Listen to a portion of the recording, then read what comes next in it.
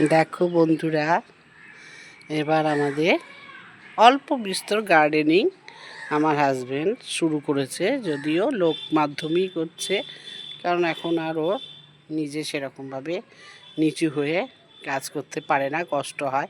আর বাগানের কাজ বানিয়ে একটু নিচু হয়ে বসে অবশ্যই করতে হবে। তাই দেখো, এই যে গোলাপ গাছগুলো কত লম্বা, তোমরা দেখেছো ফুল ফুটছিল।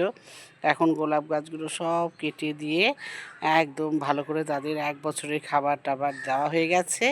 এবার মাঝে মধ্যেই খোল জল দিয়ে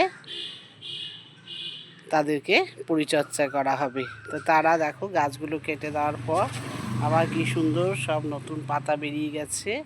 আর কিছুদিন পর একটু বেশি ঠান্ডা পড়লেই ওরা কিন্তু অবশ্যই ফুল দেবে।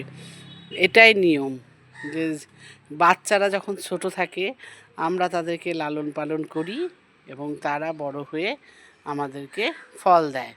কিন্তু বাচ্চাদেরকে যে তোমার পরিচর্যা করা হয়েছে, তো এই গাছকে যেমন আমরা ভালোবাসছি শিশুদেরকেও ভালোবাসি।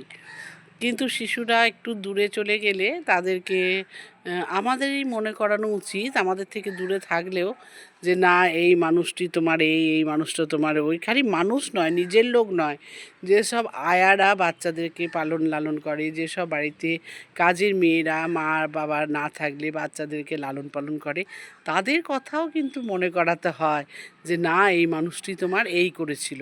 তা না করে কিছু মানুষ কিন্তু বাচ্চাদেরকে সেই মানুষগুলোর সম্বন্ধে, নিজের লোকের সম্বন্ধে তো বটেই, এমনকি কোনো কাজের লোক যে তোমার জন্য কিছু করেছে সেটা জানতেই দিতে চায় না। সেটা কিন্তু একদম ঠিক নয়। দেখো গাছগুলোর হয়তো মনে থাকবে না মানুষ করেছে কিনা। দেখো, মানুষের সঙ্গে আর গাছের সঙ্গে তো একটু পার্থক্য অবশ্যই আছে। তবে মালিরা এত যত্ন করে, মালিরা এসে এসে মাঝে মধ্যে দেখে যায়, তার আনন্দে বুকটা ভরে যায় যে বাহ, এই গাছটা এত সুন্দর ফুল দিচ্ছে, বললাম না এটাতে হবে। তো বাচ্চাদেরকে কোথায় বড়রা মনে করাবে যে না, এই মানুষটি তোমার জন্য এই করেছে, এই মানুষটি তোমার জন্য ওই করেছে, ভালো করেছে, খারাপ করেছে, সেইগুলোকে শিক্ষা দিতে না হলে, মানে অবশ্যই শিক্ষা দেওয়ার নয়, কিন্তু ভালো যারা করেছে, তোমাকে যারা লালন পালন করেছে, বড় করেছে, যার দ্বারাতে তুমি বড় হয়েছো তোমরা, তাদের কথা তোমাদের অবশ্যই মনে রাখা উচিত। এগুলো কে করবে? এগুলো করবে কিন্তু অভিভাবকরা। সেই অভিভাবকরাই যদি তাদেরকে শেখায় যে না, তুমি এইসব মানুষগুলোকে চিনবে না, এইসব মানুষগুলোকে বুঝবে না, এইসব মানুষগুলোকে একদম তাচ্ছিল্য করবে, সেটা কিন্তু কোনো শিশুকে, এরকম যাদের সঙ্গে হয় তাদের জন্য একটা কথা বলবো, এই শিশুদেরকে কিন্তু অবশ্যই ভুল বুঝবেন না।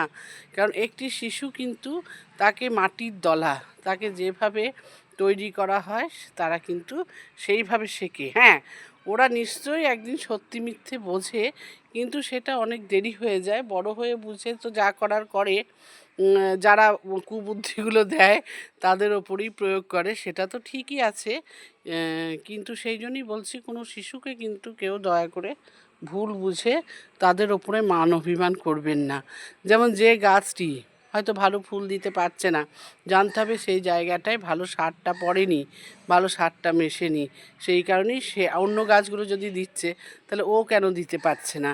হ্যাঁ, সারে নিশ্চয়ই সেই জায়গাটায় আমাদেরই কিছু গলতি হয়েছে।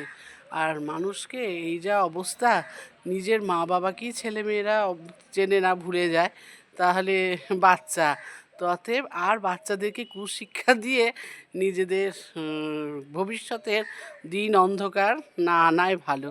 তারা তখন যখন মিথ্যে শেখানোগুলো বুঝতে পারবে না, তারা যখন ওই ঘেন্না করবে, বেশি খারাপ লাগবে। আমার তো এটাই মনে হয়, কোনো দিন বাচ্চাদেরকে কুশিক্ষা দিতে নেই। আমরা কখনো বাচ্চাদের কুশিক্ষা দিই না, বা কেউ কুশিক্ষা দিলে সেটা আমরা ভীষণ অপছন্দই করি।